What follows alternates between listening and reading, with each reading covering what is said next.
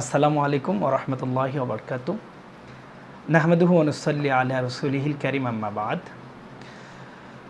কাছের এবং দূরের যে সমস্ত বন্ধুগণ আমাদের নিয়মিত আলোচনা শোনেন এবং আজকে শুনছেন, সকলকে জানাই আন্তরিক শুভেচ্ছা ও অভিনন্দন।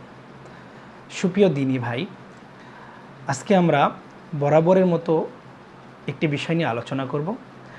বিষয়টি হচ্ছে কোরবানি করা ওয়াজিব নাকি ঐচ্ছিক, এই বিষয়টি নিয়ে।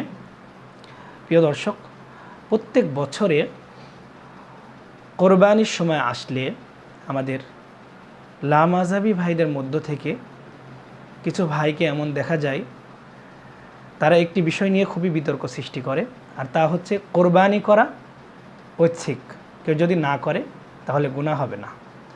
তারা বলতে চায় ধনী ব্যক্তি যদি কোরবানি না করে তবুও গুনাহ হবে না, করলে সওয়াব আছে। তো আজকে আমরা আলোচনার মাধ্যমে এই বিষয়টি খোলাসা হব, পরিষ্কার হব, কোরবানি ধনী ব্যক্তি না করলে গুনাহ হবে কি না। সুপ্রিয় বন্ধু, কোরবানি একটি ওয়াজিব আমল। যদি কারোর সামর্থ্য থাকার পরেও কোরবানি না করে তাহলে সে অবশ্যই গুনাহগার হবে। এ বিষয়ে হাদিস শরীফের মধ্যে তার ব্যাপারে ওয়াইদ তথা ধমকি এসেছে।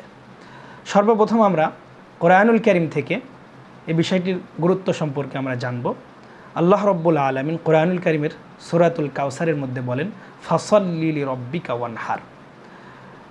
হে আমার নবী, আপনি আপনার রবের সন্তুষ্টি অর্জনের জন্য নামাজ পড়ুন এবং কোরবানি করুন।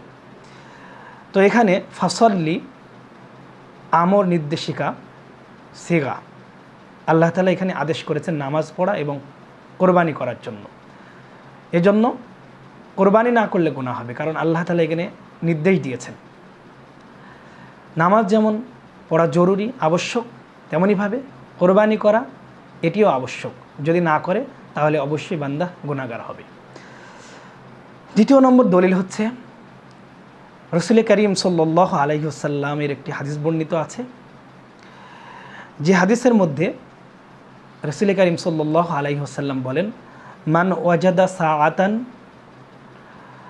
ওয়ালাম ইউদাহি ফালা ইয়াকরুবান্না মুসাল্লানা। নবীজি বলেন, যার সামর্থ্য আছে সে যদি কোরবানি না করে সে যেন আমাদের ঈদগাহে না আসে। তো নবীজি সামর্থ্য থাকার পরেও যদি কোরবানি না করে তার ব্যাপারে বলেছেন সে যেন ঈদগাহে না আসে। কত বড় কথা, কত বড় ধমকি!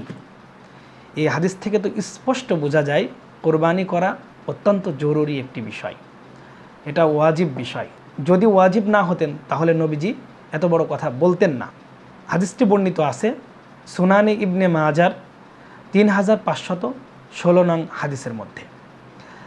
সুপ্রিয় দর্শক, আমরা আরেকটি হাদিস দেখব, যে হাদিসটি ইবনে মাজাহ শরীফের 3125 নং হাদিসের মধ্যে বর্ণিত আছে, যেখানে নবী করিম সাল্লাল্লাহু আলাইহি ওয়াসাল্লাম বলে, আইয়ুহান নাস ইন্না আলা কুল্লি আহলি বাইতিন ফি কুল্লি আমিন উযহিয়াতুন।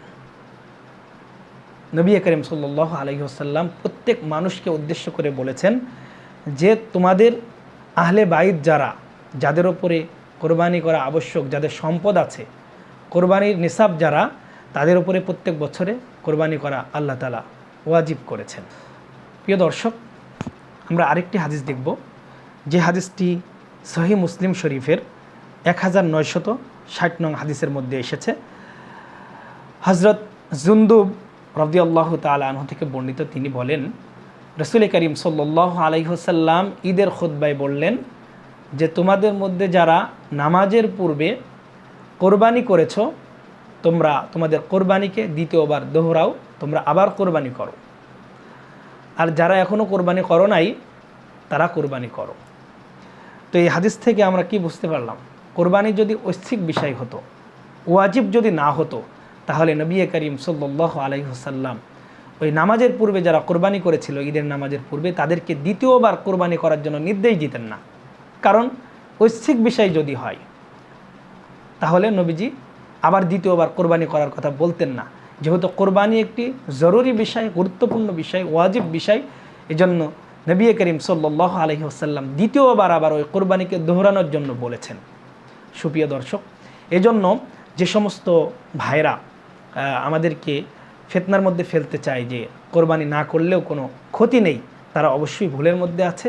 তাদের কথা কানে নেওয়া যাবে না, কারণ যে বিষয়টি রাসূল করিম সাল্লাল্লাহু আলাইহি ওয়াসাল্লাম থেকে ধারাবাহিকভাবে চলে আসছে, ওই বিষয়ের মধ্যে যদি কেউ ফিতনা সৃষ্টি করে, কেউ যদি নতুনত্ব সৃষ্টি করে, তাহলে অবশ্যই সেটা প্রত্যাখ্যানযোগ্য। তাছাড়া এই বিষয়ে ইমাম আবু হানিফা রহমতুল্লাহ আলাই, ইমাম আবু ইউসুফ রহমতুল্লাহ আলাই, ইমাম আউজাঈ, রবিয়াতুর রায় সহ অসংখ্য ইমামগণ, আহলে ইলমগণ এই বিষয়ে রায় দিয়েছেন, যে মতামত দিয়েছেন যে কোরবানি করা ওয়াজিব, সুন্নত নয়, এটা ঐচ্ছিক কোনো বিষয়ও নাই। সুতরাং আমরা যারা সামর্থ্যবান আছি, নিসাব পরিমাণ মালের মালিক আছি, তারা অবশ্যই আমরা কোরবানি করব। আল্লাহ রাব্বুল আলামিন আমাদেরকে আমল করার তৌফিক দান করুন। আসসালামু আলাইকুম ওয়া রাহমাতুল্লাহি ওয়া বারাকাতুহু।